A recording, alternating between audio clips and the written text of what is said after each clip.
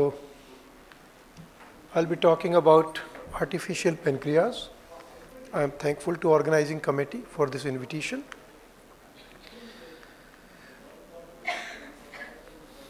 So, before I actually talk artificial pancreas, just let us know where we are today.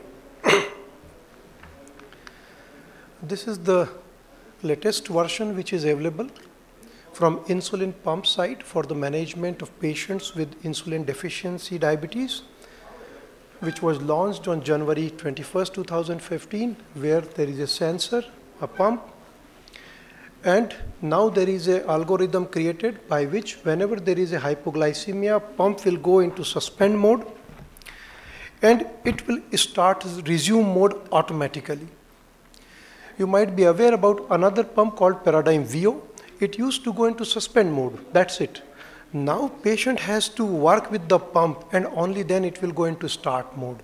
So now this is one technology where at least during hypoglycemia, those patients who are on pump and sensor, this pump will automatically get shut down and will restart. And then to take care of the boluses, it has to be manual. That is, patient has to use a remote and use this pump. So this is the newer version which I believe will be soon available for Indian patients also. So this was the insulin pump technology and with some automation.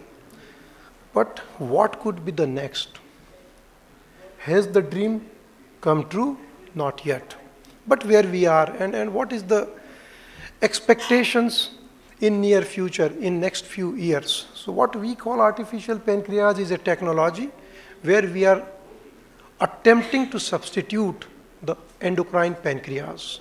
That means what endocrine pancreas is doing, it is sensing glucose all the time, releasing insulin, glucagon as per requirements. So we have to develop a technology which can sense glucose, can determine the amount of insulin and accordingly deliver it. Currently, whatever insulin delivery technology we are using, they are open loop. Means patient has to take all the decision. They have to push the bolus according to their need. And if we have to close the loop, means make everything automatic. Sensor connected, pump connected, and now algorithm created by which patient has to do nothing. Everything automatic and insulin delivery happens. That's what happens in normal physiology.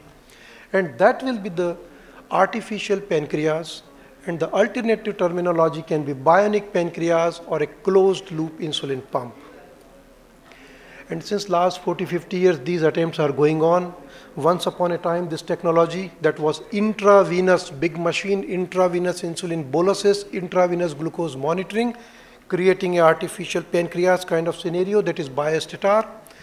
Then came the technology which lasted for next few years. Still people are working on this. That is implanted artificial pump into the peritoneum. And then a sensor in the right atrium which is measuring glucose and giving to this device, and then this system working to control the glucose. And then since 2000, when this Medtronic and then subsequent so many companies working into the field developed the technology for subcutaneous glucose monitoring, then the thought came for a disposable subcutaneous sensor, create an algorithm, and then make the machine deliver insulin according to this algorithm. So these are different technologies now available which can make the possibility of an artificial pancreas. Before going into the development of such technology, there are three essentials. One, we need a safe and reliable insulin device. It should deliver only the required amount of insulin. Any excess will also be detrimental. Secondly, it should have accurate real-time continuous glucose monitoring, and then we need an algorithm. So these are the three components. Glucose monitoring should be accurate, real-time, every minute to minute, right information shifted to the system. Then we need an algorithm to decide that, okay, this is the data, now what to do with this information. And according to that, this decision should be transferred to the device which will deliver insulin. That, okay, your insulin delivery rate should be this, that is automatic insulin delivery. And since we have all these options now available, We have glucose monitoring, various ways. We have different algorithms and we have different kind of pumps. So there is a possibility that assembling these in a manner that we can get a bionic or an artificial pancreas. So out of these three components, one is glucose measurement continuously. Till 1980s, the era started with self-monitoring, and since 2000 onwards, the era started with continuous glucose monitoring. So one is the continuous glucose monitoring. Then we have to create an algorithm, and then insulin pump has to decide. So let me talk first about the algorithm, because this is more of a technology discussion. I'll talk few seconds on this.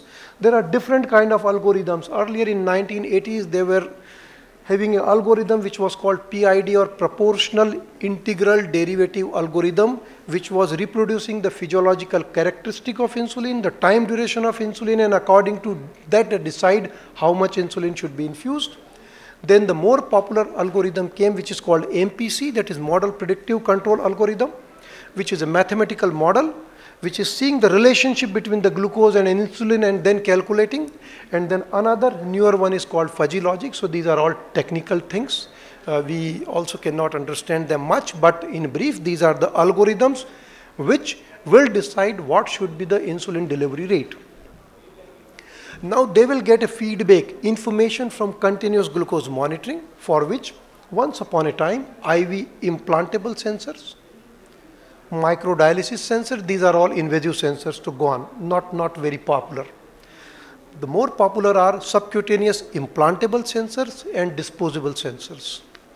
Now these are the sensors which are available. They are inserted in the subcutaneous tissue by a small procedure, and this sensor can last up to 1 year.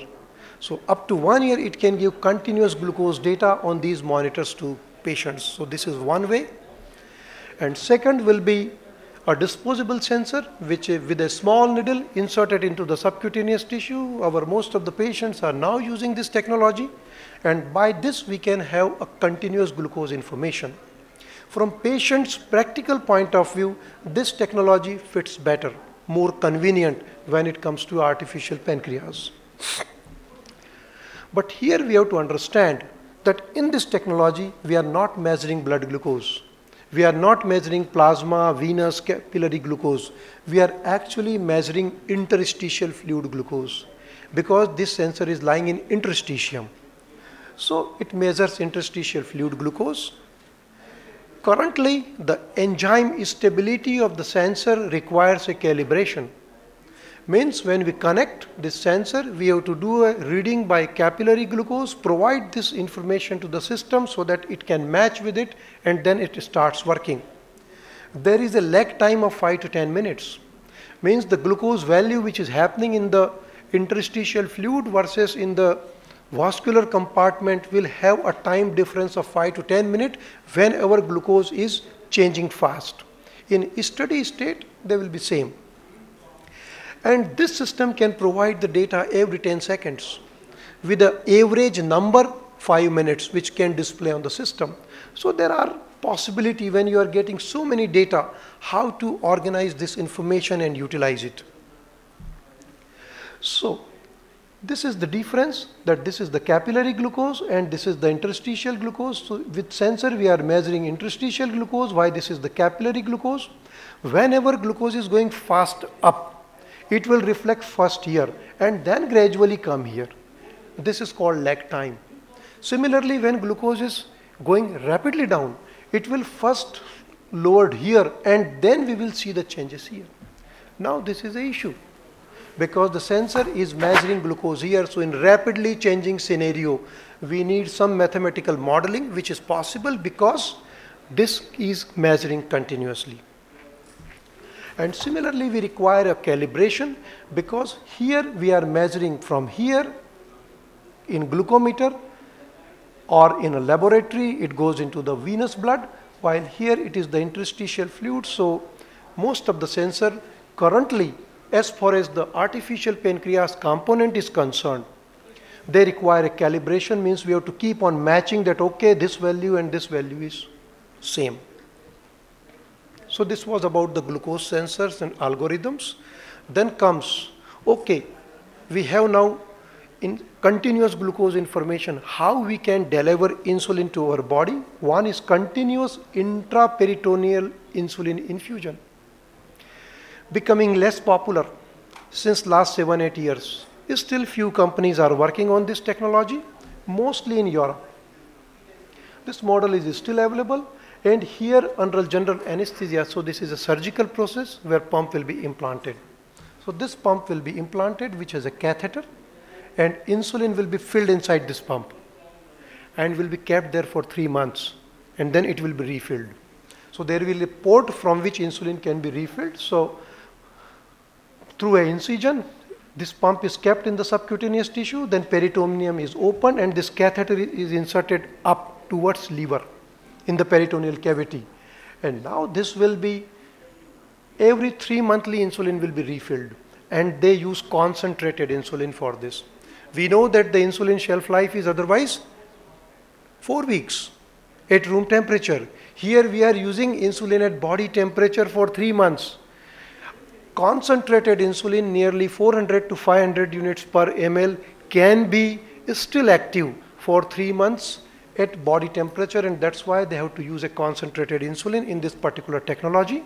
So insulin pump implanted, this is the catheter which is now continuously delivering insulin, and now we have to make a system which will decide how much insulin to be delivered. So insulin absorbed directly into the portal system. This is the major advantage of this technology, and that's why insulin will be detectable in 1 minute and it reaches to its peak in 15 minutes. With our most of the analogs, when you are giving a subcutaneous shot, whatever is the rapid acting analog, the time to reach the peak is around 1 hour. So here it reaches to peak in 15 minutes. More predictable insulin profile, and since it is going via portal, so the important role of liver is not ignored, and very significant control of hepatic glucose output seen with this technology. But obvious big disadvantages: surgical procedure, then increased production of anti-insulin antibodies without any consequences was found, and there can be aggregation of insulin through this catheter, and so some washing has to be required with NaOH. So these are the issues with peritoneal implantable pumps. While continuous subcutaneous insulin infusion, quite simple, a pump, tubing, and inserted with a fine cannula, and insulin delivery can happen. The advantages of this technology in an artificial pump is no surgery. Any patient can manage it easily, relatively economic, but delay in action of insulin. Even the rapid acting insulin analogs are too slow if we compare with the normal physiology. Then there is a reduced hepatic insulinization, and it is more peripheral. In normal physiology, the more insulin is in the portal, less in systemic, while here it is more in systemic, less in portal.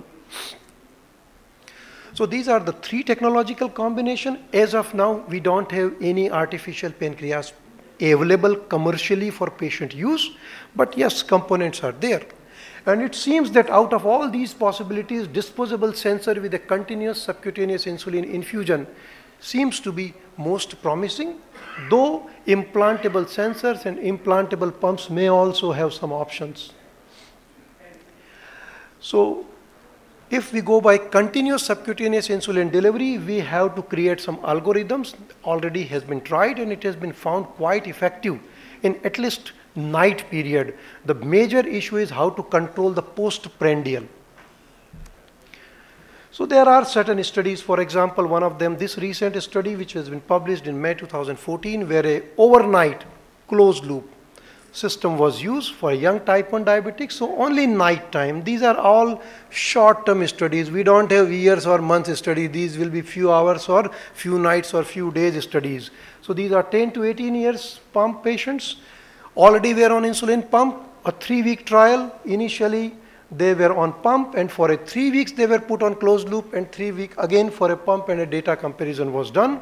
And they found that there was a significant reduction in hypoglycemic episodes when patients were on this closed loop pump technology. There was no surgery, but a computer system was required in this particular study to regulate the insulin infusion rate. And in general, the nighttime glucose values were far in a narrow normal range in the closed loop technology, while in the control there were hypoglycemias were also high and hypers were also high. Same thing represented here. This darker bar means closed loop technology, and most of the time these patients were normoglycemic.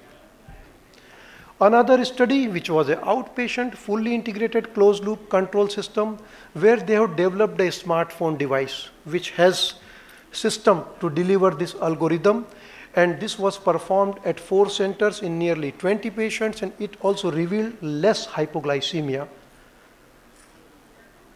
This is a device, sensor device, a pouch which was having something to transfer the data, and sooner or later the technology will be such that everything can come into one device. There was a possibility to see remotely what is happening with each patient. And it has all the information about the insulin delivery, glucose control, what is going on. So that's how these are the next versions of the technology which can make it possible to have a wearable insulin pump which our patients can use. Another study which has been in type 2 diabetes, they also utilized the similar kind of insulin pumps. Those who were on oral antidiabetic agents, during pump period, all OADs were stopped, and it has shown to have a greater time duration of normoglycemia. These were insulin-only pumps. The major limitation of insulin-only pumps is the rapid-acting insulin is too slow when it comes to real normal physiology, because time to peak is 1 hour. Then, even if we know that, okay, glucose is going down and you stop insulin infusion, still this insulin can work for quite some time, 30, 40, 50 minutes. So persistent insulin action even after insulin infusion is stopped. And when less insulin is needed at tissues, like during exercises, insulin is already working. So even if you suspend, you cannot prevent expected hypoglycemia. So these are so many limitations, and the major limitation is delayed absorption. And so a new concept thinking started. Can we add glucagon? So that is dual hormone artificial pancreas, because the big advantage of glucagon is when it is given subcutaneous, it is absorbed very fast. We know we are using glucagon for treating hypoglycemia in unconscious patient by subcutaneous and intramuscular route, because it is getting absorbed very fast. Time to reach to peak is 15 to 20 minutes. It quickly acts to counter the fall in glucose. So even if insulin is there, if we have additional glucagon, it can take care and prevent the impending hypoglycemia. But we need a stable formulation which can be utilized for pump technology. So these are the dual hormone pumps. Right now, 2 separate pumps, but there will be a future when everything will be merged into one, and even the display will come into one device. So sensor and one unit, that's it. This may be a future where we can have glucagon, insulin infusion simultaneously possible. And there are studies like this one study in type 1 diabetic where dual pump was used, a wearable pump. It is an outpatient study which was for 5 days in 20 adults and 32 adolescents with type 1 diabetes, and they saw a good glycemic level with less number of hypoglycemia. Similar kind of a study where again a dual pump was utilized, and they saw a less number of hypoglycemia. And see, this is what happens here when the insulin infusion by basal rate is being given, and when the glucose is dropping, automatically a mini bolus of glucagon will be delivered so that it avoids a hypoglycemia.